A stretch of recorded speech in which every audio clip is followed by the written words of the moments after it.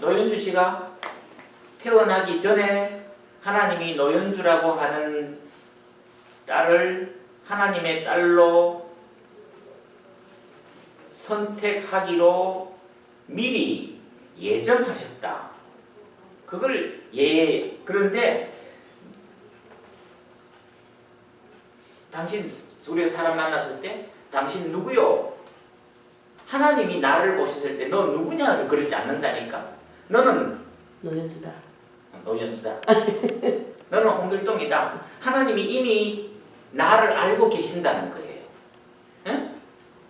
그게 예지예요. 29절. 미리 아신 자들을 하나님이 나중에 내가 너를 안다 그러지 않는다 이거예요. 미리 나를 적어도 이거 에베소서 1장 3절에는 창세 전에 그렇게 나왔어요.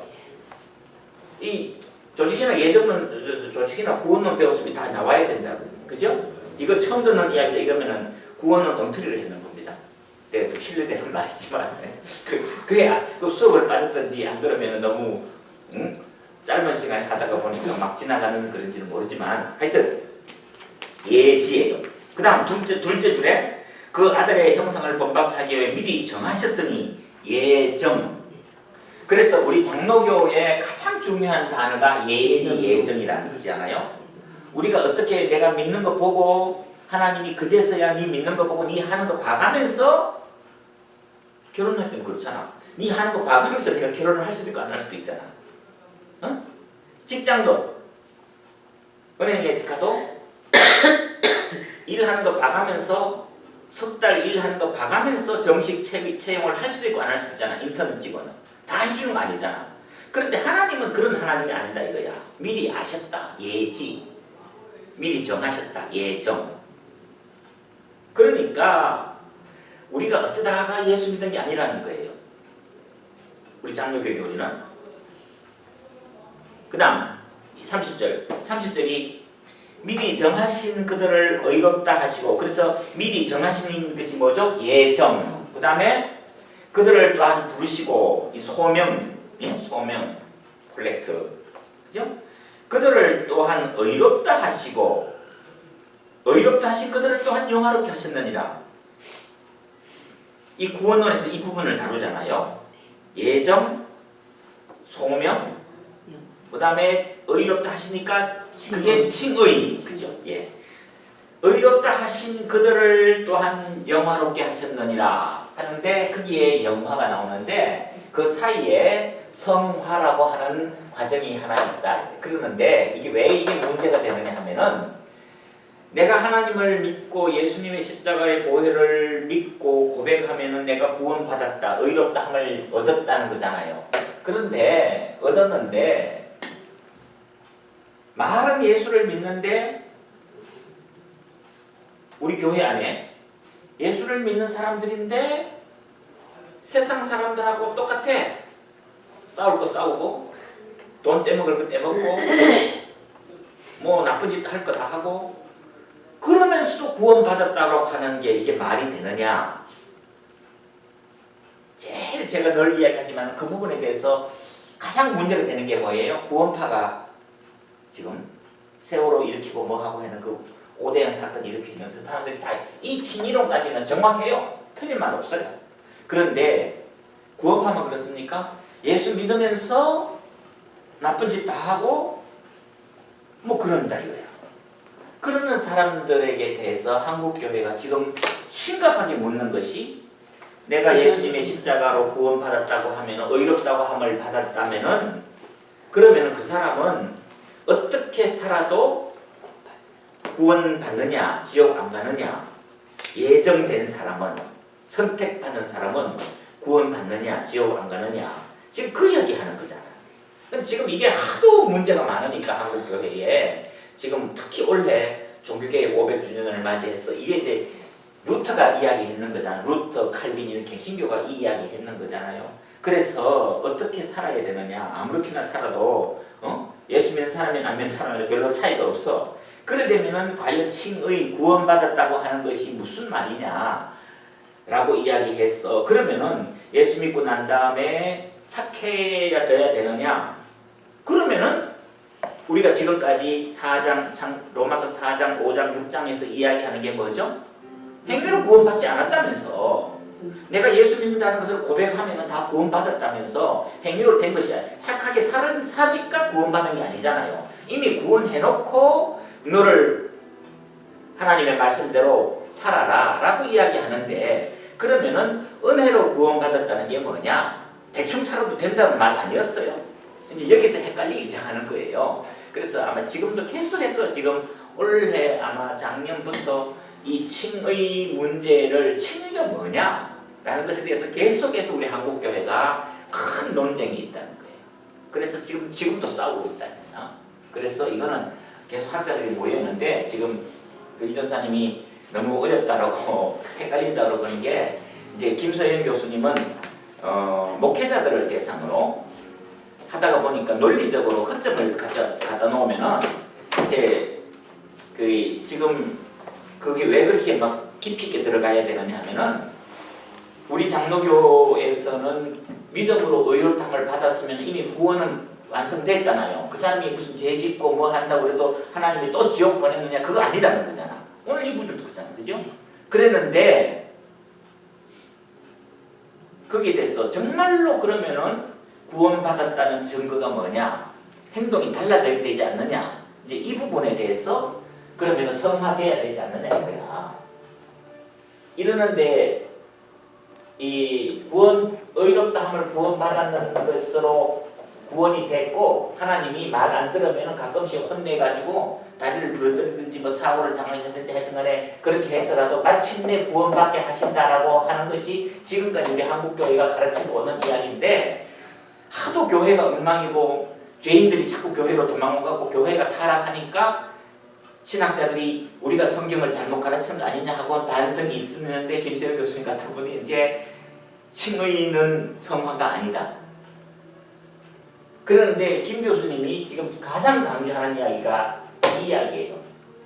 우리가 그 죄인들이 의롭다함을 받았는데 하나님 앞에서 우리가 백보자 심판을 계시록에 보면은 예수 믿는 사람이 안 믿는 사람이든지 착한 사람 나쁜 사람이 누구든지 마지막 심판 날에는 다 부활해가지고 예수님 하나님 보좌 앞에서 심판받는다 이거야. 그때 오른쪽에 있는 사람은 양과 같은 사람은 천국에 들어가고 왼쪽에 있는 사람은 지옥에 들어간다.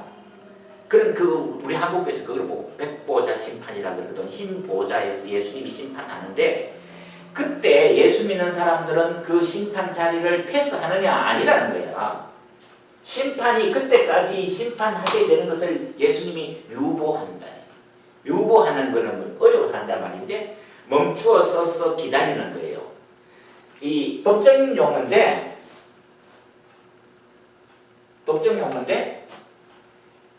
어떤 사람이 살인죄를 지었어요. 그러는데 그 살인죄를 지었는데 그 살인죄가 어쩔 수 없는 상황이었다. 누구든지 그 상황에 들어갔다. 라고 할 때에 제일 가벼운 죄가 뭐예요? 근데 사람은 죽였잖아요. 그런데 어쩔 수 없는 상황이었다. 그러면은 기소유예, 검사가 고소하는 것 자체를 해야 되는데 그거를 안 하고 기다리는 거예요. 그런데 무조건 안 해주는 게 아니라 어떨 때 법정 가면은 집행유예 이런 말도 하잖아, 그죠? 집행유예 3년 그러잖아. 그러면 뭐예요? 3년 동안 똑같은 죄를 안 지어야 그게 죄가 용서받는 거야. 네? 맞아요? 네. 이번에 참 세상이 험하다 싶은데 한 일주일 전인가 2주 전인가 한국에 어떤 애기 엄마가 2살짜리 있고 뭐 6살짜리인가 뭐 하여튼 몇 살, 애가 둘이라. 그런데 자기 남편하고는 사이가 너무 불편하니까 남편하고는 이혼하기로 하고 새로운 이제 남편이 생겼어. 그러는데 그 집에 이제 재혼을 하려고 그러니까 그 집에 그 사람 근데 하여튼 제가 자세한 건 그런데 자기가 애가 2명인데 애가 1명 있다고 시집에다가 이제 거짓말을 살짝 하고, 근데 이제 시집에 인사를 하러 가려고 그러는데 이 2살짜리 애가 이제 어떻게 해야 됩니까? 그러니까 정류장에 걔를 놓고 그냥 가는 거야. 근데 이 두 살짜리 애가 엄마 그러면서 따라갈 거 아니에요. 그래서 그 뭐 한국 요새 CCTV 다 있으니까 딱 잡힌 거예요. 그 엄마가.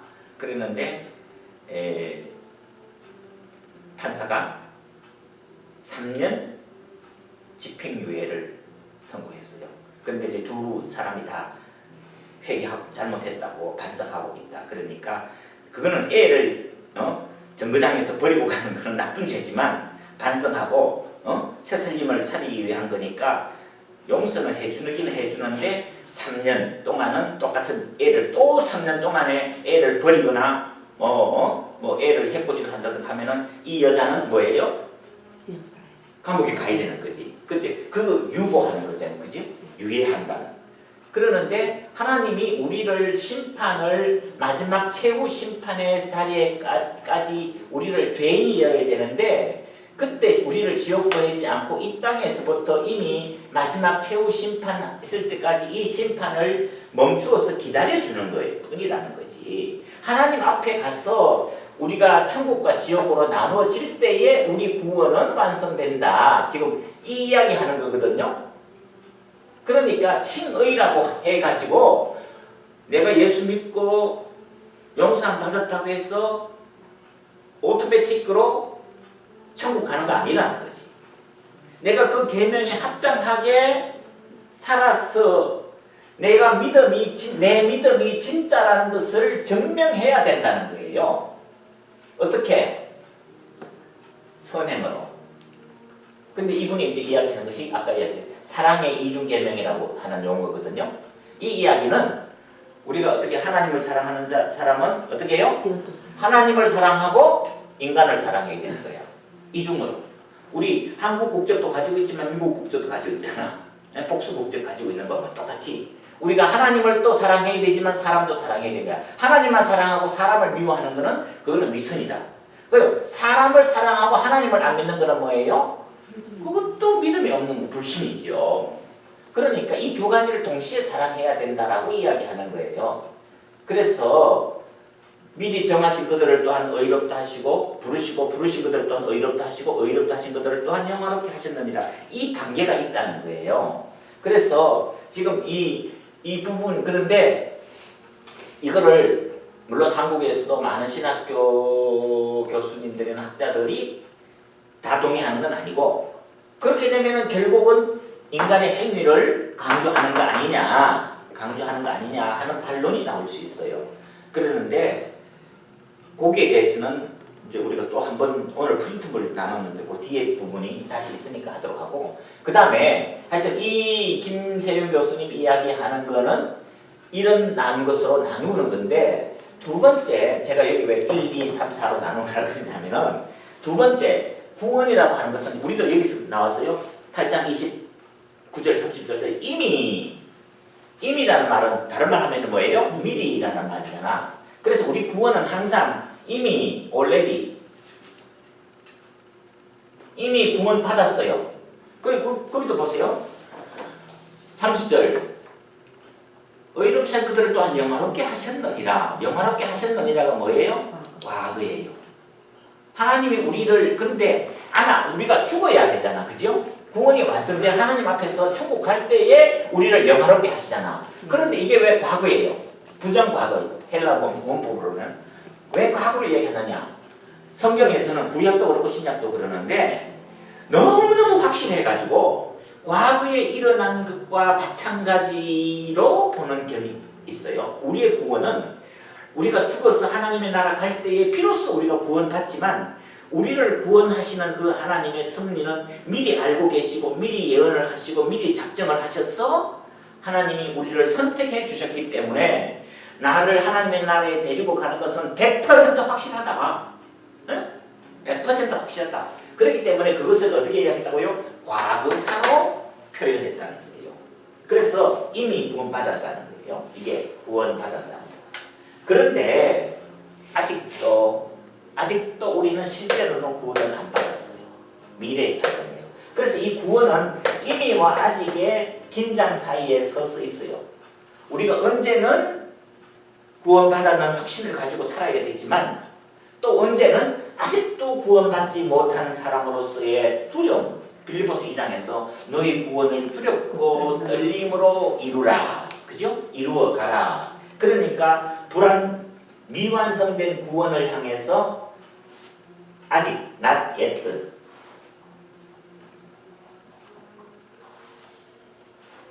아직도 우리는 구원받지 못하고 마지막 그런데 구원받을지 안 받을지 모르고 있는 거가 아니고 구원받았음에도 틀림없지만은 그러나 현실에 우리가 구원받지 않았기 때문에 혹시라도 내가 이 구원에서 떨어질까 두렵게 생각하고 자기 자신을 돌아보면서 하나님 은혜를 사모하라고 구원받았기 때문에 무슨 짓을 해도 괜찮다. 그게 구원파예요.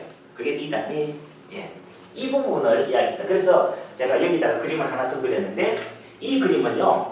이거 아주 유명한 그림이에요. 오스카 쿨만이라고 하는 신학자가 있는데 그리스도와 시간이라고 하는 아주 유명한 책입니다.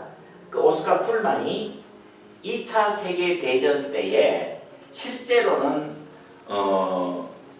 언제가 끝이냐 하면은 히틀러가 1945년에 애인을 데리고 자살했잖아. 그래서 독일군이 항복했잖아. 그런데 히틀러가 자살하기 전에 이미 독일군이 계속 후퇴하고 밀려나갈 수밖에 없었던 결정적인 장면이 어디냐면 놀망디 상륙작전. 한인타운이면 놀만디잖아요. 그래서 뭐 지키는지 모르지만 놀만디 프랑스에 있는 놀만디 상륙작전을 해서 그때 이미 성패가 갈린 거예요. 아직도 독일 군인들이 수십만 명이 싸우고 있지만 이미 승리는 연합군 쪽으로 기울어진 거야. 돌이킬 수 없어. 그 결정적인 장면이 놀만디 상륙작전이고 마지막 종말은 언제나 히틀러가 자살해가지고 죽을 때까지 이게 시간이 1년, 2년 있었단 말이에요. 있어도 이미 우리는 연합군이 승리했어요. 마찬가지로. 그런데 아직도 승리하지 않았어요. 예수님이 이 땅에 오셨기 때문에 이게 종말이라는 거야. 종말이라는 거예요. 이 종말 현장에서 이미 예수님이 오셨기 때문에 천국은 침노하는 사람이 빼앗아들고 천국이 마지막 시작이 된 거예요. 그런데 아직도 예수님이 재림하실 때까지는 세상이 끝나지 않았어요. 이 사이에서 우리는 이미와 아직의 긴장 속에서 있다.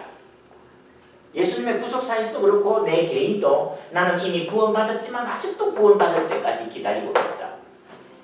이게 로마서에서 가르치는 이 부분에 대해서 깊이 있게 들어가려면은 이건 그래서 이거를 성경신학에서도 제가 지난주에 나눠드렸던 그 중에서 로마서 8장에 하나님의 사랑에 대한 확정 15가지 적으라 그랬는데 그 15가지가 너무 힘들 것 같아서 제가 문제를 조금 수정을 하려고 해요. 마지막 사랑의 확정 5가지.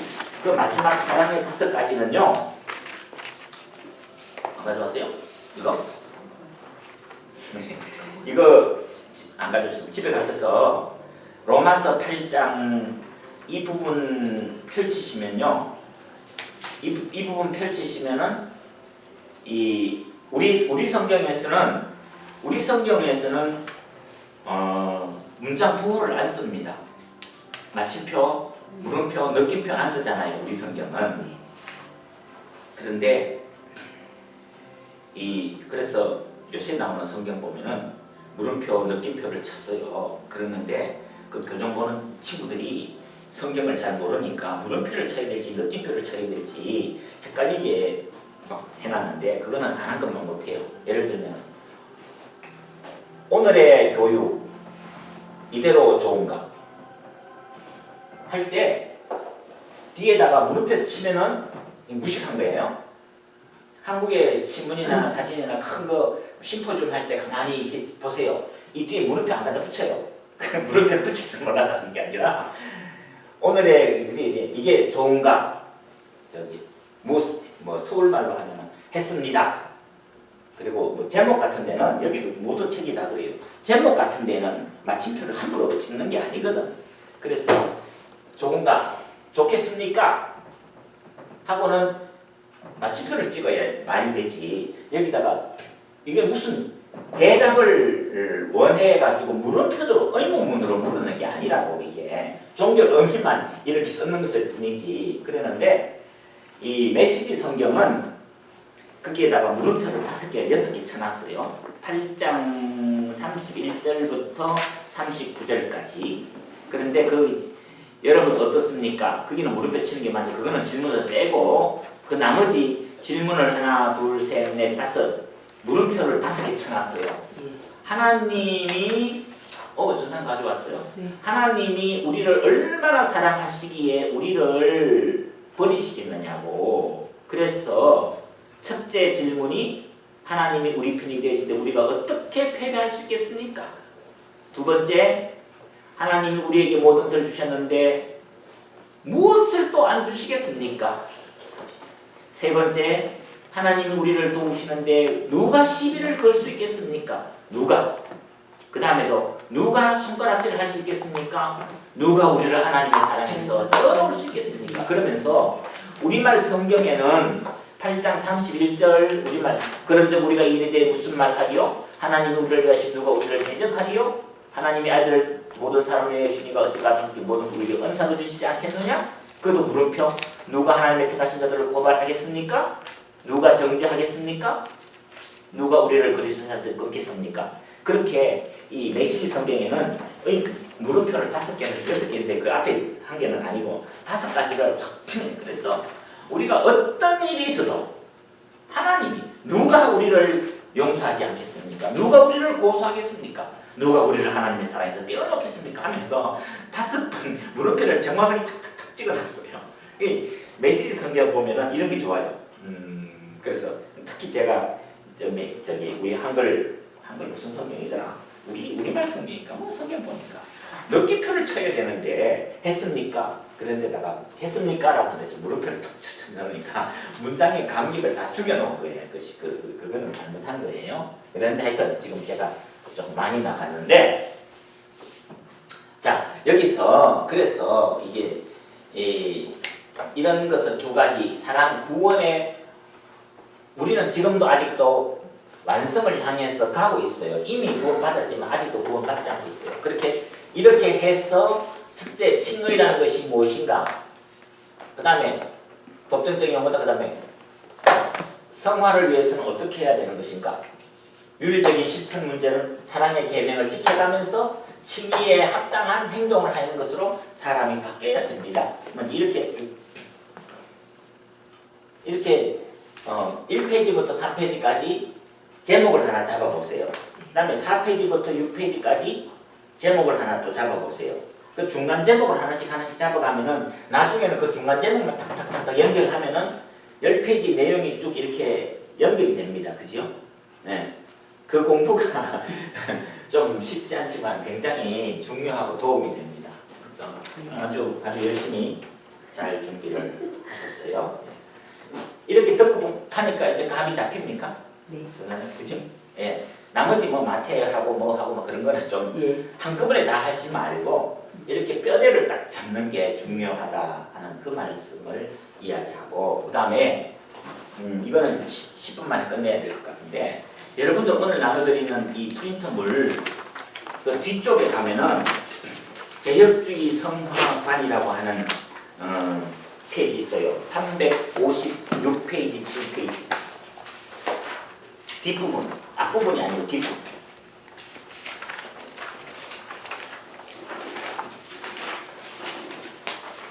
하나, 둘, 셋, 넷, 몇 장. 8페이지 뒤에 가면은 성화관이라고 하는 페이지 나와요. 찾으셨어요? 300 어디요? 356페이지부터 시작하는.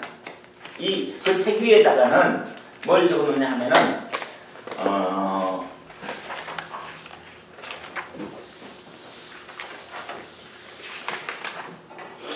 이 책은 제가 박영선 목사님의 다시 읽는가? 다시 읽는 로마서? 예, 이 책에서 다시 보는 로마서. 다시 보는이래? 네. 다시 보는. 예, 다시 보면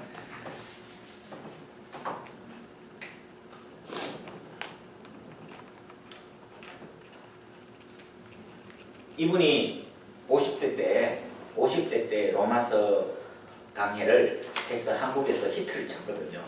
그래서 그때 로마서가 한 7권짜리로 우리는 학교 다닐 때 열심히 줄쳐가면서 읽었는데 이분이 이제 나이가 49년생이니까 나이가 70이 돼가지고 이제 은퇴하시면서 그때 7권짜리 로마서 강해집을 한 권짜리로 했어요. 근데 저는 두 개를 다 보잖아요. 한 30년 만에 20몇 년, 30 거의 30년 돼가는데 40대 후반, 50대 초반에 했는 설교하고 지금 70을 바라보면서 했는 설교가 이게 수준이 있어요. 확실히. 그래서 저는 참 잘 읽고 있는데 이 보면은 이런 복잡한 학자들인 게 아니고 또 이거는 또 아까 그거는 저기 학자들을 대가지고 있는 건데 이분은 설교를 하잖아. 설교를 하니까 아주 심플하게 하면서도 감동 있게 이렇게 하시는 거예요. 그래서 근데 이런 복잡한 이야기 하는 게 아니고 이제 그 부분에서 제가 로마서 8장 이 부분에 것을 제가 지금 몇 장을 이렇게 한 8장 정도 카피를 했는데 왼쪽 페이지부터 봅시다. 왼쪽 페이지 보면은 그 줄거나는 거 있죠. 이제 로마서 8장까지 우리가 구원을 얻었어요. 그러면은 우리가 어떻게 살 것인가? 풀어 말하자면 찾으셨어요? 중간중 줄거놨는데 이미 시작되었고 완성되어야 할 하나님의 작정과 의지와 약속 가운데 아까 네. 로마서 8장 29절 30절 그 부분이죠. 이미라고 하는 것을 체크하시고 이미 시작되었고 완성되어야 할 하나님의 작정과 의지와 약속 가운데서 우리의 구원이 그렇게 시작됐다는 겁니다. 어떻게 살아야 할까? 우리는 이 과정을 성화라고 부릅니다. 흔히 성화라고 하면은 맨 처음 드는 생각은 거룩하게 되는 것이고 종교적이고 도덕적인 진전을 떠올립니다. 지금까지 우리가 가지고 있는 성화가 그랬어요. 점점 거룩해져 가는 거예요. 처음에는 예수 잘 안 믿고 대충 믿어도 나쁜 일 계속하고 악한 죄를 계속 짓는 사람이 예수를 5년 10년 믿으면 더 거룩하게 되고 더 착하게 되는 거 아닙니까? 라고 생각을 하는데 그것이 지금까지라기보다는 우리 장로교를 제외한 많은 교단에서 그렇게 해석해요. 이게 틀린 게 아니에요. 그런데 지금 이분은 그게 아니라고 그러죠. 그게 아니라. 그럼 그게 뭐냐 이거야. 그 다음 패러그래프 신앙생활에서 매일 부딪히게 되는 가장 큰 주제는 성화입니다. 찾았죠? 예. 구원은 이미 이루어진 것이고 승리의 완성은 아직 미루어져 있습니다. 여기도 역시 뭐예요? 이미와 아직으로 나누어서 설명하고 있습니다. 신자의 이 과정은 목적지를 향해 전진하는 완만한 상습 보석이보다는 신앙이 작년 보고 원래 다르고 그렇게 되는 게 정상입니까? 그런 사람 어디 있어요? 없다는 거예요. 부침이 심한 굴곡진 곡순으로 경험되는 것이 대부분입니다. 진전보다 퇴보가 더 많고 낙관할 상황보다 피곤할 때가 더 많은 그런 인생입니다. 그렇죠. 올라갔다 내려갔다. 그런데도 성경은 목적지가 변경되거나 취소되는 일은 없다. 결코 하나님은 타협하시지 않는다라고 분명하게 단언합니다. 그게 뭐예요? 8장 28절에 보듯이 하나님을 사랑하는 자 그 뜻대로 부르신 자들의 모든 것이 합력하여 선을 이룬다고. 그 선을 이룬다는 뭐예요? 어떤 일이 있어도 하나님의 백성들은 반드시 구원한다. 네. 반드시 구원한다. 그게 하나님의 예정이거든요. 우리가 아무리 깊이 추락했더라도 그 추락한 자리에서 목적지를 이어나가는 삶을 살 수밖에 없다고 합니다. 그게 하나님의 예정이고 그게 하나님의 성도의 견인이고 튤립이라고 그러죠. 보통 우리 장로교에서는 5대 교리, 칼빈주의 5대 교리 이야기할 때 튤립이라고 할 때 마지막 성도의 견인, 영화 그 부분이 된다는 것이요. 그래서 357페이지 오른쪽에 개혁주의 성화관이라는 것이 뭐냐? 싱클레어 퍼거슨 사람 이름이 있는데 그 사람이 설명을 해주는데 그게 뭐 자세히 보면은 교회가 신앙이 성숙하고 다듬어지고 깊이가 있어져 가고 뭐 그러는 거는 다 타교파에서 하는 이야기고 장로교 개혁주의 우리 개혁신학 개혁주의에서는 그렇게 하지 않는다. 뭐예요? 357페이지 밑에서 다섯 줄 그런데부터 좀 읽어주실래요? 그런데 개혁주의 성화와는 다른 교파의 교류와는 차원이 다르고 이해하기도 만만치 않습니다. 개혁주의는 성화를 예수 그리스도와의 연합이라고 말합니다. 좀 이해하기 어려운 말입니다. 성화에 대한 다른 교파의 교리들은 신앙의 확인과 이해의 진전이라는 성격을 갖고 있는 데 비해서 개혁주의에서 말하는 성화에는 진전이라는 개념이 없습니다. 여기가 잘 이해해야 하는 지점입니다. 그리스도와의 연합이란 무엇일까요? 개혁주의에서 말하는 성화, 곧 그리스도와의 연합이란 새로운 삶을 의미합니다. 로마서 6장에 가면 성화에 대한 개혁주의의 이해를 돕는 구절을 만나게 됩니다. 예, 그리고는 성경 구절 읽고 그 다음 뛰어넘어서 예수와 함께 하는 것, 곧 예수 그리스도와의 연합이 성화입니다. 우리가 그리스도와 연합하여 어떻게 되었는가? 죄에 대하여 죽었다. 그리스도가 십자가에 죽으심으로 우리도 죽어서 죄로 살던 존재와 신분과 지위가 소멸하였다. 그의 죽으심과 함께 죽는 우리는 그의 부활과 함께 살아났다. 그래서 이제 새로운 삶을 산다. 새 삶이다. 그 말이 뭐예요? 결국에는 지난번에 우리가 그 성경 공부할 때 우리가 항상 구원을 내 개인의 선행과 그게 아니고 항상 어떻게 했죠? 대표 원리 이야기하면서 소속의 문제라 그랬잖아.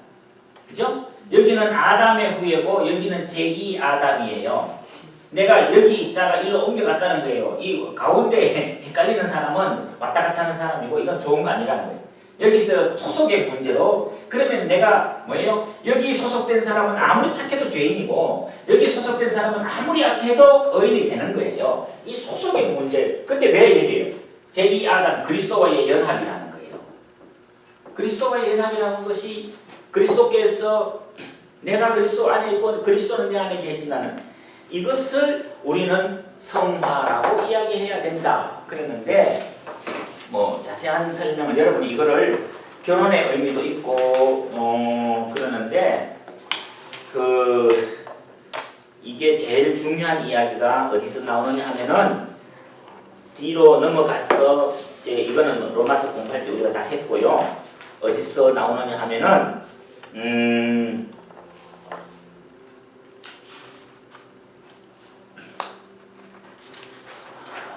372페이지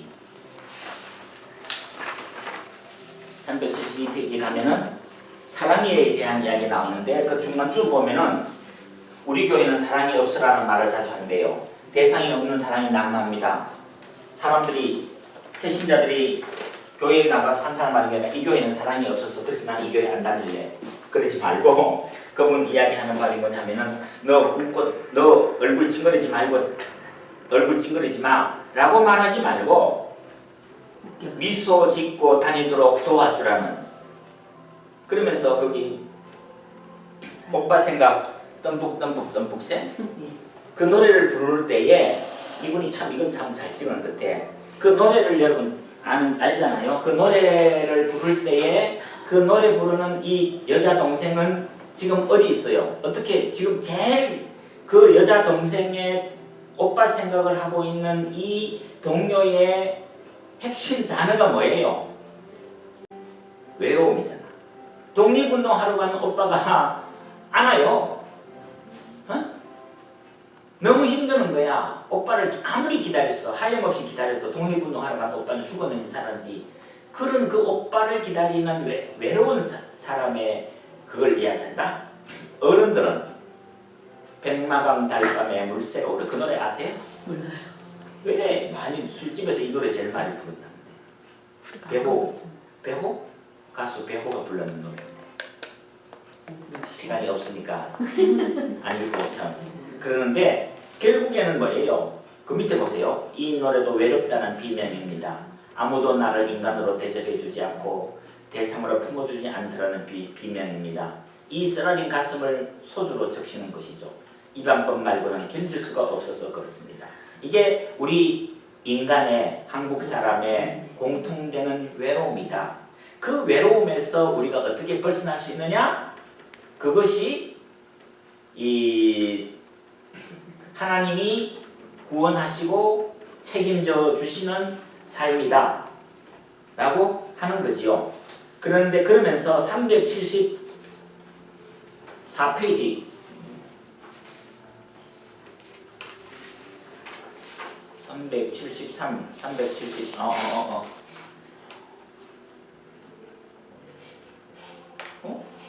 374페이지 5페이지 없어요? 있죠? 내가 이게 헷갈려서 그랬어요.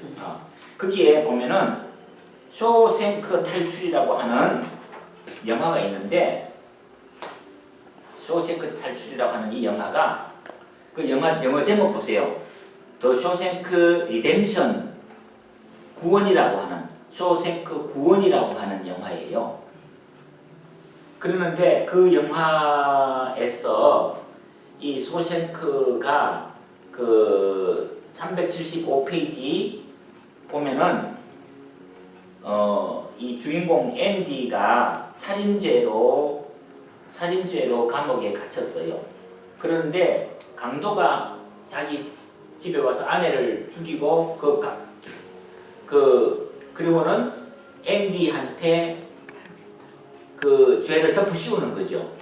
그래서 이 주인공 앤디가 살인 죄목으로 교도소에 들어가서 은행 전문가이니까 은행법을 잘 아는데, 그 교도소 소장이 자기 친척한테서 3만 불의 유산을 받을 수 있었는데, 3만 불 유산을 받았다고 신고하면은 세금으로 2만 몇천 불이 다 나간다 이거야. 그러니까 이 앤디가 내가 당신 도와줄 수 있어. 그러면서 그것을 당신 아내한테 정려를 해. 그럼 정리하는 거는 세금이 안 붙어. 이제 그런 이야기를 해주는 거예요. 그러니까 이 교도소 소장이 깜짝 놀래가지고 이 앤디한테 뭔가 보상을 해줘야 되잖아. 돈이 5만 불이 생겼는데 그냥 먹을 수 없잖아. 그러니까 이 앤디가 그 죄수들, 자기 동료들한테 맥주 2병씩만 다 나눠줘요. 이렇게 했어. 그러니까 그 감옥에서 웬 떡이야, 웬 술이야. 그래서 맥주 2개씩을 받아 마시는 이 죄수들이 너무너무 행복한 거예요. 그러면서 376페이지 여러분 중간쯤 그 둘째 패러그래프에 보면은 둘째 줄 보세요. 앤디는 맥주를 마시지 않고 저쪽에 앉아서 흐뭇한 표정으로 그들을 바라봅니다. 레드가 친구들에게 말합니다. 앤디가 우리더러 동료라고 했지? 우리가 앤디의 동료래. 여기가 중요한 부분입니다. 그 죄수들은 모두 앤디의 동료이기 때문에 앤디의 탈옥은 자기네의 탈옥이 됩니다. 남아있는 자들은 여전히 감옥에 갇혔지만 이제 그곳은 더 이상 감옥이 아닌 것입니다. 글쎄 앤디가 그랬어. 앤디가 그때 피가로의 결혼을 털어놓은 벌로 붙잡혀서 한 달 동안 독방에 갔잖아. 쇼생크는 그들을 더 이상 죄수로 가둘 수가 없게 되었습니다. 자유인이 누리는 자유와 여유가 그들에게도 이미 넘쳤기 때문입니다. 그런데 여기서 강조하고 싶은 것은 뭐냐니까 동료, 누구의 동료라기 때문에 그 사람이 주는 술을 먹을 수 있었고 그 사람의 탈출을 내 탈출로 있었고 그 사람의 자유가 내 자유가 됐다. 그러면서 이 설교의 핵심 요청이 뭐예요? 예수님의 우리와 함께 하신다. 예수님이 나와 함께 하신다는 것은 예수님의 십자가의 죽음이 나의 죽음이 됐고 예수님의 부활이 나의 부활이 됐다. 예수 안에 있다는 것이 이렇게 소중하다는 게 이렇게 귀한 거다. 참 실감나는 이야기를 했어요. 이 쇼생크 탈출. 영화도 잘 골라보면 좋아요. 요새 하도 영화가 좀 야한 영화가 많아서 좀 미안하기도 했지만은 이 377페이지가 마지막인가요, 여러분? 나눠드릴게요. 9페이지가. 9페이지가 마지막. 예, 378페이지에 보시면은 그래서 이 쇼생크 탈출 내 378페이지 넷째 줄 이제는 아무도 해결해 줄 수 없었던 여러분이 비명 지르던 자리 덤북 새 낙함 하늘 아래 그늘에서 우러나 보자라는 노래로 뱉으며 살아있던 그 자리를 예수께서 다 묶어내십니다. 예수가 묶어내지 못할, 구원해내지 못할 삶의 영역은 없습니다. 이것이 사랑이며 우리를 우리 주 그리스도 예수 안에 있는 사랑에서 끊을 수 없으리라는 말씀이 갖는 의미입니다. 그래서 예수는 우리의 구원자 대제사장이 될 수 있는 겁니다. 예수의 가족이 된다는 것이죠. 그래서 그 아래에 내려와서 밑에서 5째 줄, 인류 역사상 유례가 없는 사랑입니다. 아무도 다시 할 수 없는 사랑을 하셨으며 가장 억울하고 부끄럽고 고통스러운 길을 가셨습니다. 예수는 어떤 인생도 예외 없이 당신의 품 안에 안으십니다. 예. 그러면서 하늘과 마지막 줄, 하늘과 땅의 모든 권세를 내게 주셨으니 너희는 가서 모든 민족을 제자로 삼아 이 땅 끝에 와 있다. 그래서 그 다음 패러그래프 7째 줄, 예수를 믿으면 어떻게 해야 합니까? 겁내지 마십시오. 낙함 그늘에 가서 울지 마십시오. 우리가 사는 인생이 아무것도 아닌 것 같지만 이 아무것도 아닌 것 같은 속에서 하나님이 일하십니다. 하나님이 우리와 묶어주신 이웃들 앞에 우리가 서 있습니다. 그들을 명분으로 쫓아내지 말고 여러분의 결백증 때문에 그들을 외면한 일이었게 하시고 여러분이 있어서 이웃이 위로를 받게 하십시오. 편들어주고 같이 울고 같이 웃으십시오. 그것이 하나님의 사랑을 증거하는 방법입니다. 이러면서 우리가 구원받았다는 것이 그냥 말로만 구원받았다 그러지 말고 정말 성화의 삶을 사십시오. 그 성화라는 것은 착하게 살아라 거룩하게 살아라 그 이야기가 아니고 뭐예요? 예수와의 연합입니다. 예수님이 모든 것을 감당해 주시고 예수님이 우리의 모든 것을 해결해 주시고 짊어 주신다. 더 이상 내가 외롭다고 울지 마십시오. 힘들더라도 예수님의 도와주시는 은혜를 기다리십시오. 예수 믿는다는 것이 참 큰 거거든요. 예. 그래서 로마서 이 부분이 다시 우리가 새겨 들으면요 참 깊이가 있어요. 참 깊이가 있어요. 한 복음이 있어야 된다. 그 다음 2번째, 이 복음을 가지고 어떻게 살 것인가. 이것을 보고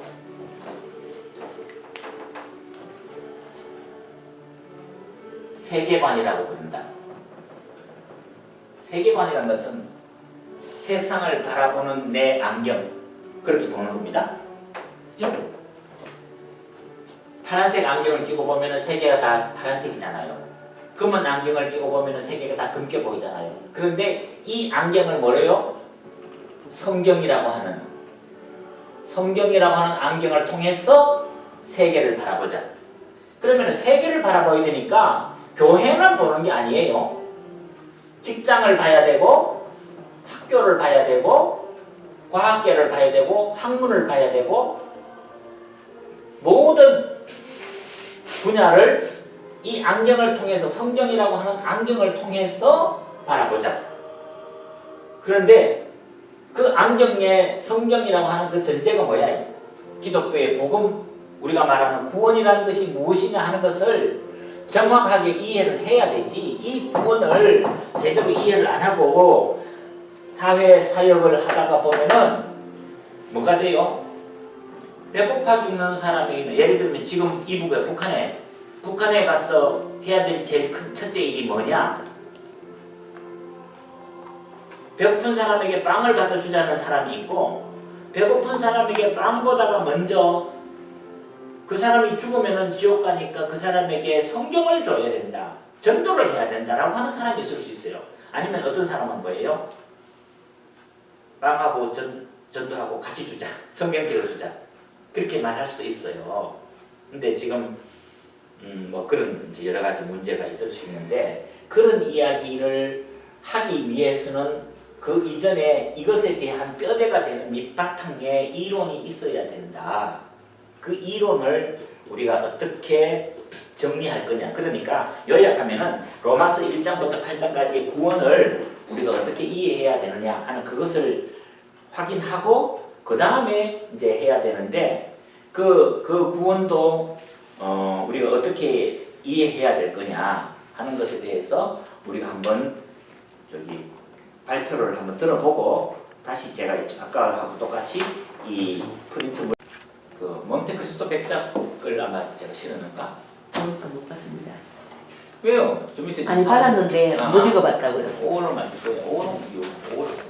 근데 그 제가 왜 그러니까 지금 그 문화부 장관 하던 조윤선 씨가 지금 이제 구속돼 있잖아요. 수사받고 그러는데 제일 열심히 있는 책이 그 몬테크리스토 백작 그것도 이제 억울하게 감옥에 들어가는 사람이 그 속에서 어떤 신부님 프랑스 배경이니까 프랑스 신부님한테 감동을 받아서 그 신부님으로부터 좋은 말씀을 듣고 회개하고 원수들을 이제 용서하고 그 신부님을 통해 가지고 그금에 숨겨둔 보물을 찾아가지고 이제 복수와 용서를 막 해나가는 그런 작품이거든요. 근데 하여튼 이걸 할 때 목적은 이 책을 안 본 사람들이 이것을 통해 가지고 어떻게 이 책에 들어가는 안내서 역할을 할 것인가. 이 많은 지금 400페이지짜리 책을 이 넉 장으로 요약할 수가 없잖아요. 그럴 때는 너무 많은 욕심 부리지 말고 그거를 좀 한번 생각을 해서 하면 좋겠다 싶은데 다시 한번 봅시다. 1. 세계관과 성경 이야기. 거기에 지금 있는데 성경 이야기를 통해서 그 옆에 우리가 여섯째 줄 끝에 보면은 세계관은 그리스도인이 세상에 대해 품어야 할 기본 신념들의 포괄적 뼈대가 성경의 드라마에 배어 있다. 그죠? 그래요. 제가 아까 얘기했죠. 성경을 통해서 세계를 보자는 거죠. 성경이라는 안경을 통해서. 그런데 그 다음 두 번째. 그게 첫 번째예요. 성경을 통해서 보자. 두 번째. 그러면 왜 이야기라고 했느냐 하는데 이 이야기가 스토리는 뭐냐 하니까 우리 찬송가에도 그런 거 있죠. 이것이 나의 간증이요 할 때 그 영어 성경 보면 This is my story. 내 이야기라는 거예요. 그래서 성경에 있는 것을 이 사람들 둘이가 이거 사실 그 카나다 기독교 대학의 대학교 신앙 교재거든요. 이게 교과서예요. 근데 이 책 보다가 앞에 있는 책이 성경은 드라마다라고 하는 책이 있어요. 그거는 보면은 신구약 성경을 뼈대를 쭉 이렇게 해놨는 거예요. 이것도 굉장히 좋은 책인데 이 책은 그 후편에 그러면은 성경을 배운 사람들이 대학생들이 어떻게 살아야 될 것입니까? 라고 할 때의 세계관을 가지고 왔는데 그 세계관을 가지고 드라마로 만들어야 된다는 거야. 딱딱한 철학 이야기나 어려운 이야기를 하지 말고 드라마로 만들어야 되고 이야기를 만들어야 되는데 그 이야기가 누구 이야기냐 이거야. 너의 이야기, 나의 이야기. 이분이 아주 좋은 이야기 했어요. 여러분이 만약에 노트 페이지에다가 지금까지 절반은 내 지나온 과거 50살, 60살 될 때까지 지나온 과거를 쓰고 나머지 절반은 내 앞으로의 미래 20년, 30년 뒤에 미래의 이야기, 하고 싶은 이야기, 죽기 전에 내가 해야 될 일. 그래서 쭉 썼다 이거야. 그러면은 그 한 장이 내 삶의 스토리가 되잖아요. 내 자서전이 되잖아요. 그런데 그 자서전을 성경 66권에다가 부록으로 끼워 넣어야 되면 어디다 집어넣어야 되느냐 이거야. 내 이야기를. 어떤 사람은 열왕기서에다가 집어넣어야 될 사람이 있고, 그죠? 정치하고 이런 사람. 어떤 사람은 내 이야기, 내 삶의, 내 마이 스토리를 사도행전 29장에다가 집어넣어야 될 사람도 있잖아. 하용주 목사님이 X29 그러자. 뭐 연예인들도 사도행전 29장 스토리 이런 이야기 하잖아. 자기들이 세계 다니면서 선교하고 뭐 이런 그렇게 해서 29장 하는 걸 하자. 그 감이거든요. 그래서 지금 이 이야기를 내 이야기를 내가 적어가지고 성경 어디에다가 집어넣어야 되겠는가? 에스더서 뒷면에다가 집어넣어야 될 것인가?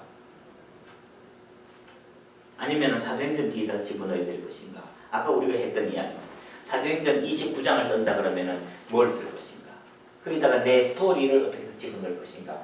그 이야기거든요. 그것을 딱딱한 이야기, 철학 이야기로 철학으로 하지 말고 스토리로 만들어 보자. 지금 그 이야기예요. 그게 1번입니다.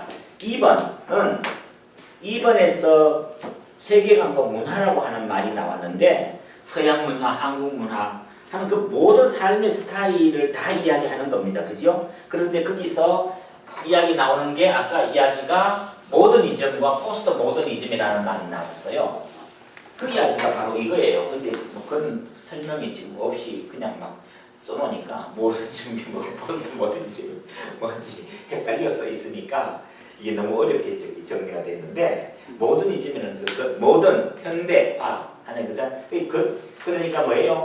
중세를 지나가지고 종교 개혁을 통해서 여기서 르네상스라는 것이 인본주의, 휴머니즘이 신의 자리가 아니고 신이 아니고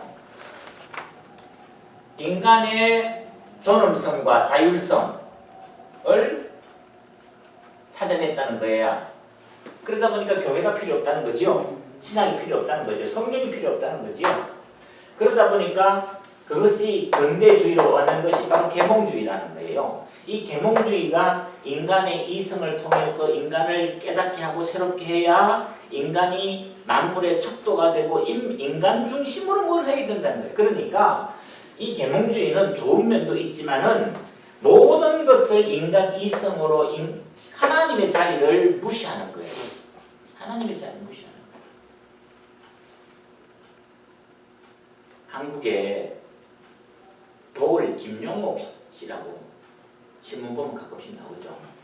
근데요, 뭐 하나님의 계획이 어떻게 될지 모르지만은 김용옥 씨 그분 가정 그 형님들이 김용준 교수나 이런 분들 그 다음에 누나 중에 이화여대 총장도 아마 김 이름을 좀 잊어버렸는데 김뭐 이화여대 근데 그 형님 누나들은 한국 교회에 아주 뛰어난 모범적인 인물들인데 그 집의 막내인 김용옥 이분은 완전히 뭐예요? 적그리스도 비슷하게 돼가지고 성경을 이상하게 풀어요. 그래서 그 김용옥 씨 딸은 또 뭐예요? 뉴욕 사는데 뭐 예술 한다 그래서 뭐 여자가 빨가벗고 뭐 돼지들 속에 들어가서 뭐 사진도 찍고 뭐 난리를 지기는구나. 근데 내가 그 집안을 이래 보면은 하나님의 복음이 있는 사람하고 같은 형제라도 하나님의 복음이 있는 사람하고 없는 사람이 저렇게 했다고. 김용옥 씨 같은 경우에는 아주 참 위험한 사람이고 사상을 하는데 그 형님들은 아주 좋은 분들인데 그 김용옥이 인간 이성을 가지고 하나님도 거부하고 신학을 거부하고 교회를 거부하니까 공부는 많이 해가지고 뭐 하버드 철학 박사인가 뭔가 한지 모르는데 완전히 교회를 망치고 성경을 망치는 신학도 모르는 사람이에요. 근데 지금 이 모더니즘이라는 게 바로 그거예요. 그래서 모더니즘이 현대 계몽주의로 등장하면서 인간 이성을 통해 가지고 모든 것을 판단하고 이성에 합당하지 않으면 모든 것을 다 거부해버리는. 그러다 보니까 인간이 피폐해져 가니까 이 모더니즘 다음에 나오는 것이 포스트 모더니즘이라. 근데 그 포스트 모더니즘이라고 하는 것은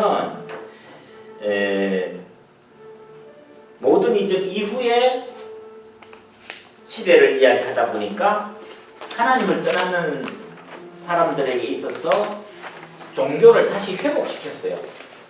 그러는데 그것도 역시 포스트 모더니즘도 인간 이성을 절대화시키다 보니까 포스트 모더니즘, 현대주의를 벗어나는 지금에 와서 제일 문제가 되는 게 뭐냐니까 절대 기준이 없어졌어. 미국의 지금 교육의 제일 큰 맹점이 뭐예요? 선생님이 뭐가 좋고 나쁘다 하는 것은 말하지 못하게 해요. 지금 말하는 세계관, 가치관 교육은 못하게 해요. 그 무슨 말이에요? 두 개를 놓고 네가 좋은 거는 네가 해라 이거야. 네가 선택해라 이거야. 그러니까 교회로 들어 뭐예요? 기독교, 불교, 가톨릭이 있는데 그 이야기만 해야 되지 이 중에서 기독교가 최고입니다 이러면은 그 교수는 징계위원회 보내야 돼요. 그런 교수들이 가치관을 이야기하지 못해요. 그 제일 큰 문제가 뭐예요? 성교육 같은 것도 성에 대한 지식만 가르쳐주지 가치는 안 가르쳐주는 거라. 그 가치 가르쳐주면 잡혀간단 말이야. 동성연애 반대를 못해요. 동성연애가 뭐냐? 설명은 해요. 그런데 동성연애는 안 됩니다 하는 소리를 못하는 거예요.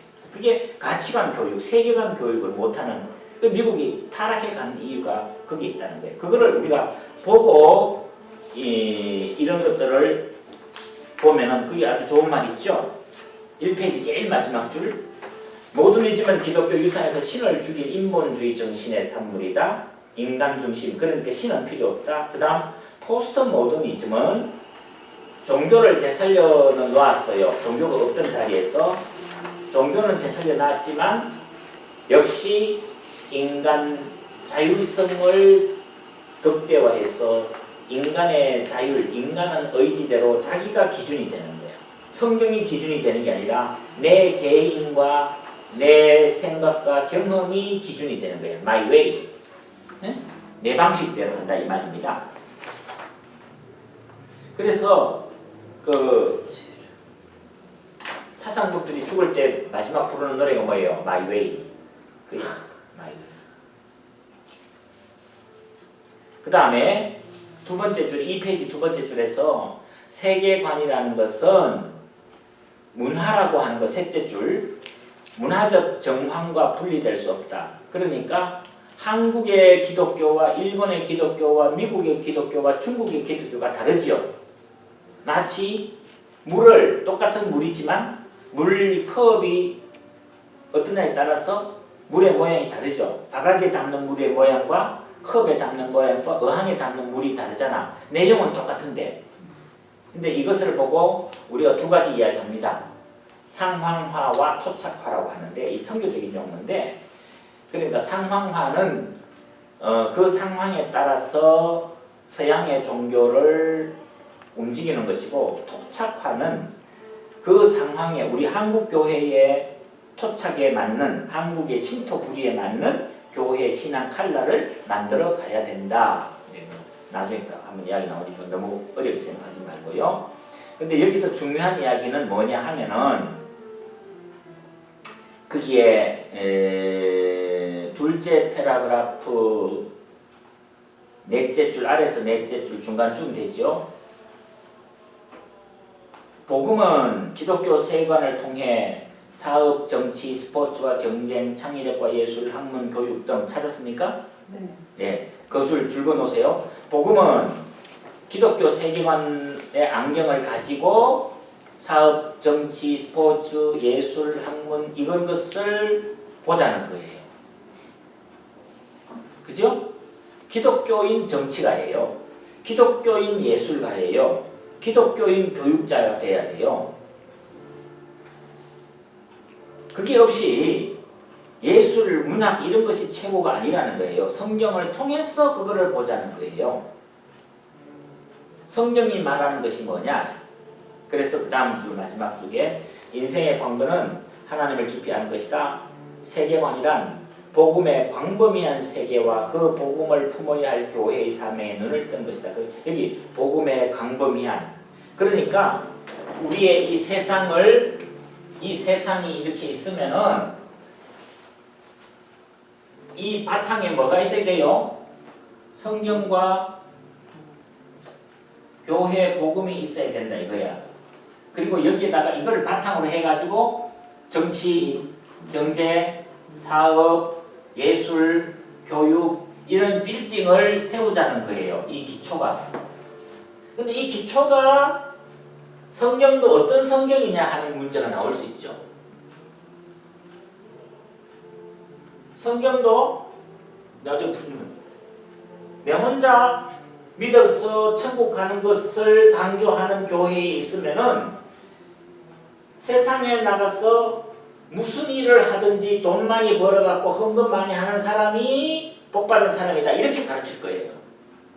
그런데 성경이 가르치는 이 구원이 당신은 나가서 교육을 하고 연구를 하고 직장 생활을 하는데 그것이 이 모든 것들이 이 세상에 있는 것으로 끝나는 게 아니라 이것이 마침내 하나님의 나라에 들어갈 때에 하나님께 드리는 제물이 될 겁니다. 어? 우리가 세상에서 일하는 것들이 지금 그 이야기 하는 거예요. 당신이 지난주에 그 이야기 했죠. 우리가 짓는 빌딩 하나도 그냥 가서 돈 버는 저기 유명한 이야기 있어요. 빌딩 만드는 데 가서 일하는 사람에게 A, B, C가 있어.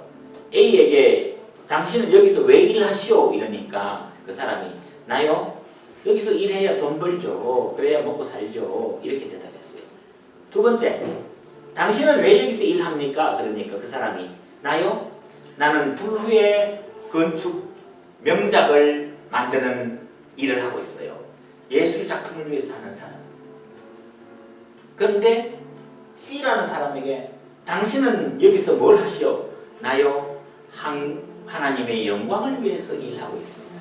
똑같이 돈 받고 똑같이 일해요.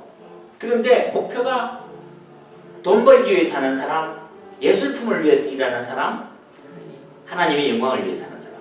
지난주 기도회 하는데 뭐 우리 황 목사님이 뭐 이 교회에 그 부부 장로님 부부 내외인가?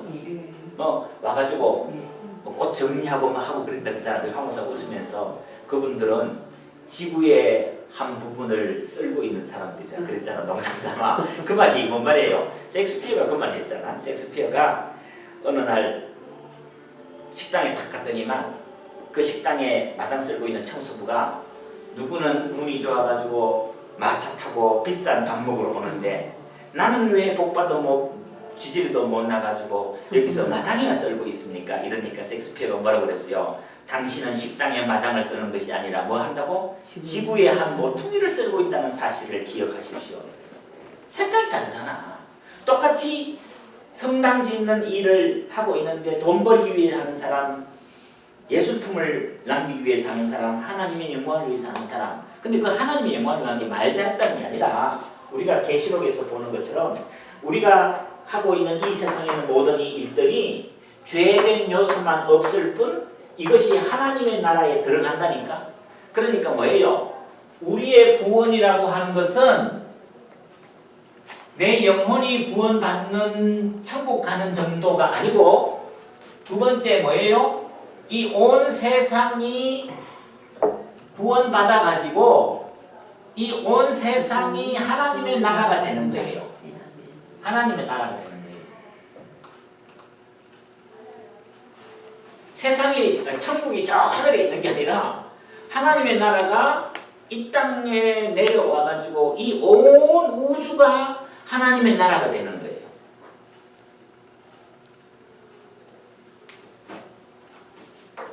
로마서 8장 한 구절만 찾아봅시다. 아까 우리가 8장 22절 21절부터 읽는 게 더 좋겠네요. 8장 21절 22절 23절 8장 21, 22, 23 좀 읽어주실래요? 그 말하는 것은 피조물도 썩어짐의 종로로 단 데서 해방되어 하나님의 자녀들의 영광의 자유에 이르는 것이니라. 피조물이 다 이제까지 함께 탄식하며 함께 고통을 겪고 있는 것을 우리가 아느니라. 그뿐 아니라 또한 우리 곧 성령의 처음 익은 열매를 받은 우리까지도 속으로 탄식하여 양자 될 것 곧 우리 몸의 성령을 기다리느니라. 예, 거기 22절, 23절, 26절에 탄식이라는 단어가 3번 나와요. 그게 자연의 탄식, 인간의 탄식, 성령님의 탄식. 그런데 자연의 탄식이 왜 일어나는 거예요? 21절 모든 자연 만물이 개구리는 자기 앞에 날아가는 파리를 잡아먹으려고 그러는데 그 개구리 뒤에는 뱀이 개구리를 삼키기 위해서 있는 거야. 꽃이 아름다운 것 같지만 꽃 속에 들어가니까 병충해가 있어서 그 병충해가 꽃을 망가뜨리는 거예요. 그게 왜 그래요? 자연의 타락이에요. 그런데 그 자연이 타락이 회복되어 가지고 이 자연이 아름답게 조화돼서 이 자연이 아주 완전한 상황이 되는 그런 나를 기다리는 것. 그것이 이사야 11장에서 나오는 그리고 65장에서 나오는 새하늘과 새 땅이라는 거죠. 우리가 그런 날을 기다린다니까. 우리가 이 땅에서 질병이 있어서 상처가 나고 팔다리가 부러지고 인간이 괴물이 됐는데 부활의 그날에는 우리는 가장 완전한 모습으로 변화될 것을 우리가 기다립니다. 성형수술이 필요 없게 되는 그런 날을 우리가 기다리고 있어서 그것이 회복돼요. 그러니까 이게 우리의 구원이라는 것은요, 우리의 몸만 구원받는 것도 아니고 우리의 영혼만 구원받는 것도 아니고 인간만 구원받는 것도 아니고 뭐가 온 우주 만물이 다 구원돼서 창조 타락되는 것이 구원되는 것이 가장 완전한 구원이 이루어지는 것. 그게 로마서가 가르치는 구원이라는 거거든요. 그러니까 이게 지금 여기서 앞에 복음의 광범위한 세계와 그 복음을 품어야 할 교회의 사명 그랬을 때 교회의 사명이 어느 한 부분 파트 구석에 처박혀 있는 게 아니라 광범위한 복음이 바탕이 되지 않는 것이 없다. 온 모든 분야 all ground play 그 이야기죠. 3번 세계관과 두 저작 감정은 몇 가지인데 첫째 둘째는 뭐 그렇고 첫째 둘째도요 이 세 줄을 한 줄로 좀 줄여 보십시오. 그죠? 셋째 복음의 포괄적 범위에 눈을 뜨게 해주는 귀한 개념이다. 상당히 철학적인 단어를 막 써가지고 근데 그렇게 뭐예요? 포괄적 범위라는 것이 뭐예요? 광범위한 모든 분야에 그리스도인들이 하는 경제와 불신자들이 하는 경제가 달라요. 뭐예요? 예수 안 믿는 사람들은 경제활동을 왜 해요? 돈 많이 벌려고. 그런데 예수 안 믿는 사람 중에서도 이병철 삼성그룹 회장은 사업을 왜 해요? 사업 보국이라고. 나라에 보답하기 위해서 내가 사업해야 됩니다. 그래서 삼성그룹이 이병철 회장이 돈만 버는 게 아니라 제가 그 얘기했죠. 제가 나온 고등학교 그 앞에 제일모직 공장이 있었거든요. 그런데요, 제일모직 공장 잔디밭이 우리 고등학교 운동장보다 더 좋아요. 참 우리는 그런 걸 보면. 그리고 이병철 회장 삼성그룹 그 공장이 시골에서 그때만 해도 70년대잖아요. 시골에서 공부 못 가정이 어려운 아이들을 대구에 데리고 와서 낮에는 일시키지만은 밤에는 공부시키는. 그래서 고등학교 자격증 주고. 그 이병철 회장을 단순히 돈만 버는 사람으로 생각하지 않죠. 진짜 그 기숙사 그 운동장이 우리 학교보다 더 좋았습니다. 하여튼 그 뭐예요? 사업 보국이라. 사업을 돈 벌려고 하는 사람은 남의 사기를 치든지 어떻든지 간에 이익금만 많이 받으려고 그러잖아. 근데 목표가 인류의 나라 사랑 이런 게 없으니까 직원들을 잘 대우해요. 그러니까 삼성은 한국에서도 삼성은 들어가서 3년만 있으면 다 집 산다. 그죠? 맞아요. 삼성은 들어가면요 3년 안에 내 직원이 집 살 수 있도록 저리 융자도 해주고 그러니까 삼성 들어가려고 길을 쓰는 거지. 그래서 집 사준다. 그리고 다른 회사보다 그래서 삼성은 들어가면 다 자부심 가지고 열심히 일하잖아 사람들이. 다른 회사하고 다르다. 그런데 한 단계 더 올려서 하나님의 영광을 위해서 내가 일한다. 그랬을 때에 그 일이 얼마나 더 고귀해지겠느냐. 지금 그 이야기거든요. 이 이야기가 로마서 12장에 나오는 이야기.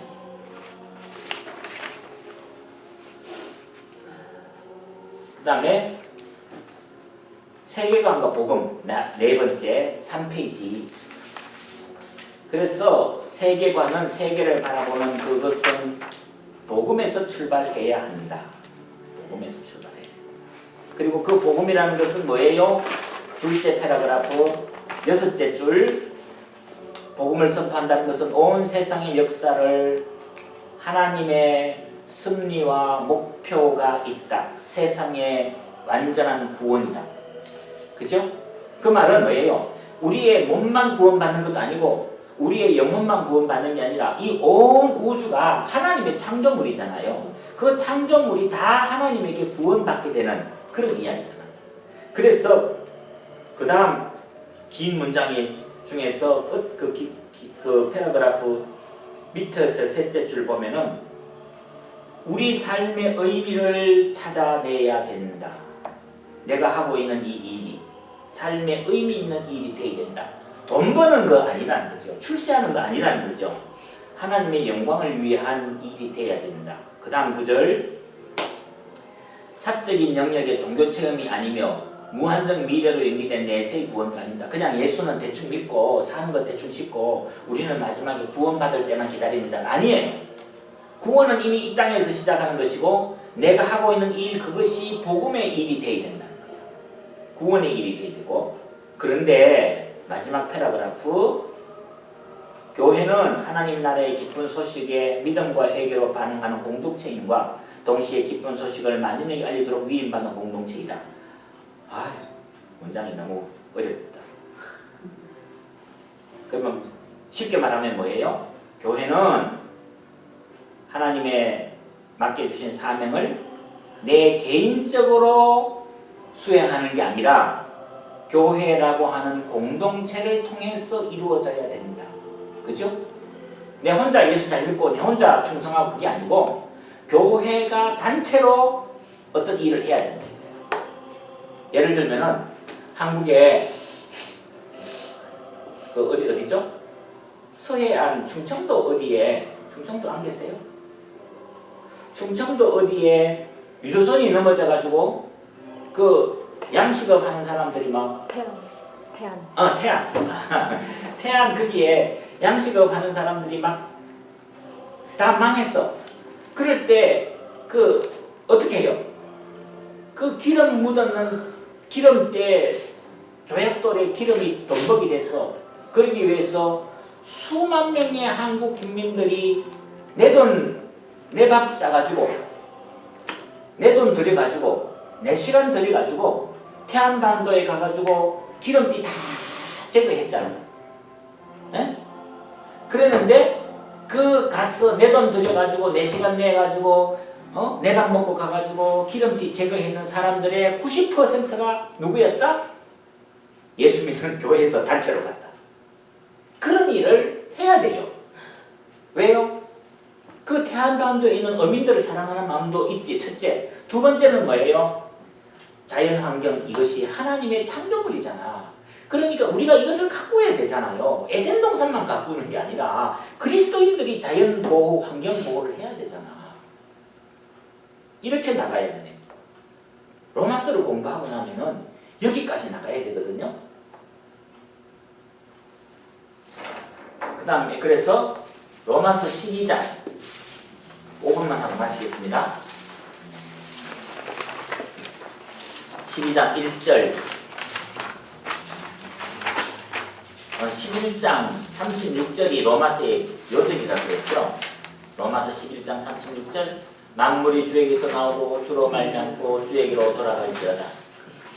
세상에 있는 모든 만물이 하늘과 땅과 자연뿐만 아니라 경제, 사회, 법, 예술 모든 것들이 뭐예요? 하나님의 영광을 위해서 하나님으로 말미암고 하나님에게로 돌아가고 그래서 우리가 건물을 지었을 때에 그 건물을 최종적으로 받는 분은 누구예요? 건물주가 아니에요. 얼마 전에 그 드라마 보는데 아주 그 오만한 말이 있던데 조물주 위에 건물주라고. 건물주 가진 사람이 최고라고. 그래서 조물주보다도 더한 사람이 건물주라고. 그런 오만한 교만한 말을 하는데 아니에요. 우리는 건물을 잘 지었어요. 근데 그 건물을 잘 지었는데 그 건물 주인을 위해서 잘 지은 게 아니라 그 건물을 받으시는 분이 누구예요? 하나님. 예술 작품을 했어요. 예술 작품을 했는데 사람이 보고 즐겁게 감동받는 게 중요한 것이겠지만 그보다도 더 중요한 게 뭐예요? 그 예술 작품을 통해서 하나님이 영광 받으셔야 된다. 핸델의 메시아가 바로 그거였잖아요. 핸델이 그때 메시아 공연 짓기 전에 헨델은 빚이 너무 많아가지고 자기도 이제 빚값에 빚을 못 갚으니까 감옥에 끌려가야 될 판국이었어. 파산당할 뿐이었어. 너무 힘들었어. 그러는데 친구가 예수님의 일대기를 정리해가지고 이걸로 음악을 만들어 달라고 가지고 왔는데 첫 구절이 보니까 내 백성을 위로하라. 내 백성을 위로하라. 이사야 40장 예수님의 예언을 탄생을 예고했는 그 구절이거든. 그거 딱 보면서 내 백성을 위로하라 그러는데 나 헨델을 위로하시는 하나님이시구나. 그러면서 그 하나님이 이 땅에 오셨고 예수님이 십자가에 죽으셨고 나를 사랑하셨구나. 그리고 그분이 부활하셨을 때 나는 일어나구나. 그러면서 그 주님은 누구냐? 만주의 주 만왕의 왕이시구나. 그것을 느끼면서 헨델이 24일 동안에 밥을 안 먹었다 그러잖아요. 잠을 안 잤다 그러잖아요. 그냥 거기에 막 빠져들어가가지고 짓고 난 다음에 내가 하나님을 만났다. 그래 놓고 나서 이제 헨델의 메시아를 첫 번째 공연을 했을 때 그 공연의 목표가 뭐였나니까 빚값에 감옥 가야 될 사람들 412명인가? 하여튼 뭐 400 몇 명, 124명인가를 그 공연 수임료를 가지고 빚을 다 갚아준 거예요. 그 다음에 헨델의 메시아가 공연될 때마다 그런 자선 헌금이 수천 파운드씩 막 모이는 거예요. 그래서 그것을 가지고 가난한 사람들 나눠주고 막 연구. 그래서 지금 헨델의 메시아가 공연된 지 250년 동안에 이 헨델의 메시아를 통해서 얼마나 많은 하나님의 영광이 나타나고 병든 자가 고침을 받고 이 헨델의 메시아를 통해서 위대한 일이 얼마나 많이 일어나는 이런 것을 막 느끼잖아요. 그러니까 우리가 믿음이라고 하는 것을요 자꾸 교회 안에서 그냥 내 혼자 복받게 해달라 그러고 헌금 많이 뭐 부자로 살게 해주시고 병나게 해달라 그게 아니고 교회를 벗어나서 우리 커뮤니티를 위해서 온 지역사회를 위해서 세계를 위해서 이거 해야 되잖아. 이게 복음이라는 거거든요. 그래서 그것이 문화 이야기가 되어야 되고 여기 사적인 영역의 종교 체험이 아니라 나 개인만을 내는 게 아니다. 예? 모든 세계를 위해서 이 일이 이루어져야 된다.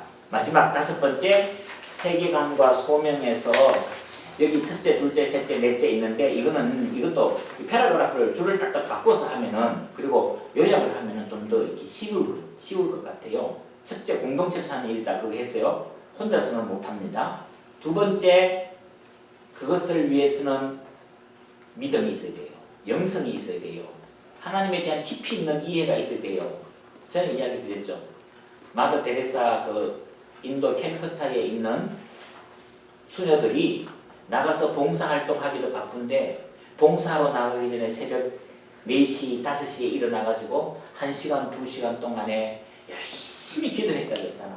그러니까 여행객이 와서 물었다 그러죠. 테레사 수녀님, 저 수녀들이 차라리 집에서 1시간 더 잠자면은 힘을 얻어서 좋을 텐데 왜 1시간, 2시간 일찍 일어나서 새벽 기도 시킵니까? 라고 하니까 테레사 수녀가 저 기도하는 데서 봉사에 힘을 얻습니다. 그게 안 되면요, 이 영성이 없으면은요, 일하다가 자꾸 싸우고, 지치고, 하나님은 왜 저런 인간들을 두셨습니까? 저 인간들 다 썰어버리지, 지옥 보내버리지? 그런 생각이 들면 뭐예요? 헛수고 하는 거 아니에요. 헛수고. 진짜요. 저는 많이 안 나가봤지만 여기 다운타운에 365일 매일 아침 주는 그 구호단체들이 여러 개 있잖아. 그 저도 몇 번 이제 참석했거든요. 힘들어요. 그 사람들이 말 잘 듣나? 말도 안 듣고 싸우고 막 그러잖아. 그럼 저 인간들은 왜 저래? 그러고 싶을 생각이 드는데 그 영혼을 불쌍히 줄 줄 아는 마음이 어디서 생깁니까? 그 일 하기 전에 1시간, 2시간 내 부족함과 연약함을 보고 눈물 흘리고 하나님의 은혜가 감사해가지고 나가서 봉사해야 되지. 그거 안 하면요, 내 의로움 가지고 봉사하면요 짜증난다. 싸우고.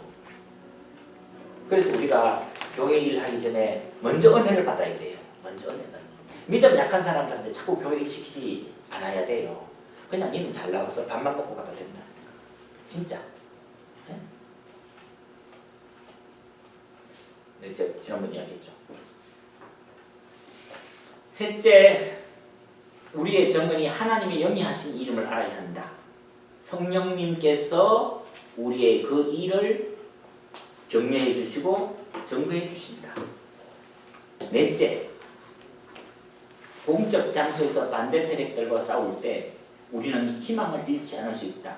그 말은 빼버렸네요. 우리의 희망은 어려운 희망이에요. 어려운 희망.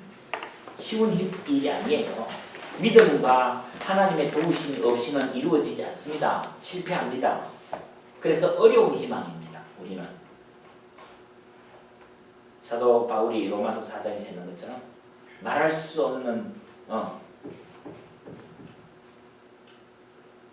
바랄 수 없는 중에 바라고 믿었으니 in hope against hope. 믿음을 넘어 희망을 넘어선 희망. 희망을 넘어서면 절망인데 그걸 다시 희망이라고 해요. 백세의 아들을 낳을 것이다. 그래서 우리가 예수 믿는다는 이것이 교회 안에서 그냥 주일날 예배드리고 헌금하고 그걸로 끝나는 게 아니라는 거죠. 주일날 교회 가서 예배드리고 은혜 받고 난 다음에는 세상에 나가서 증거하고 찬양하고 십자가의 증인이 되고 또 낙심한 영혼이 상처받은 영혼이 주일날 가면은 가서 말씀을 통해서 은혜 받고 그래서 주일날 예배는 농구 경기, 축구 경기의 작전 타임 쉬는 시간이에요. 네? 맞아요? 그래서 전반전에 나가서 싸우다가 부상당하고 피곤한 사람이 휴식 시간에 와서 물도 마시고 그때는 누워서 잔디밭에 누워서 편하게 쉬기도 하고 후반전에 나가서 싸울 준비를 위해서 신발끈도 풀고 그렇게 돼야 되는 거예요. 그러니까 저는 주일날 교회에 와가지고 좀 쉬면서 릴렉스하면서 좋은 이야기하면서 맛있는 거 먹으면서 이야기하고 용기를 얻어가지고 월요일날부터 또 일하러 나가다가 보면 지치잖아요. 그러면은 주일날 와서 또 리프레시하는 재충전하고 또 나가고 그러면 교회는 그런 정말 천국과 같은 보호받는 위로받는 그런 게 교회 와서는 애들이 좀 떠들어도 봐줘야 되잖아. 네? 김 집사 이 집사가 좀 싸우더라도 잘했다 그래야 되잖아. 자꾸 잔소리하면 안 되잖아. 지난주에 우리 교회 두 부부 네 명이 헌금송을 하는데 이 한 가정 부부는 좀 찬송을 했어. 근데 그 집은 여자분은 그래도 노래 괜찮게 하는데 이 남자분은 이제 엄치라고. 그런데 부인하고 그쪽 집에서 나가서 찬양하자 그러니까 얼떨결에 따라 나왔는데 음정 박자가 좀 안 맞았어.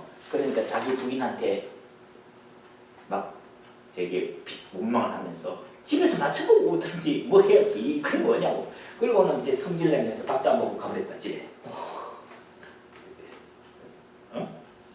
그래서